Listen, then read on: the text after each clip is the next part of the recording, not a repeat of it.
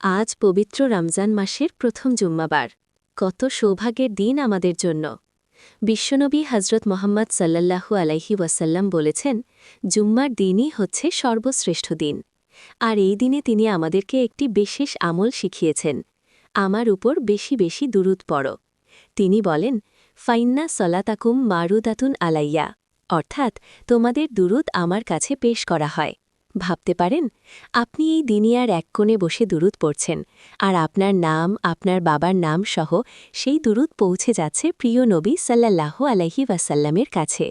কেয়ামতের সেই ভয়ঙ্কর দিনে, যেদিন কেউ কারো খোঁজ নেবে না, সেদিন এই দুরূদই হতে পারে আমাদের নাজাতের সেতু। রমজানের এই প্রথম জুম্মাবারে চলুন আমরা সবাই মন ভরে পড়ি, আল্লাহুম্মা সাল্লি আলা মুহাম্মাদিন ওয়া আলা আলি মুহাম্মাদ। হয়তো এই একটুকু দুরূদই আমাদের জীবন বদলে দেবে, কবর আলোকিত করবে, আর কেয়ামতের দিনে প্রিয় নবীর শাফায়াতের কারণ হবে।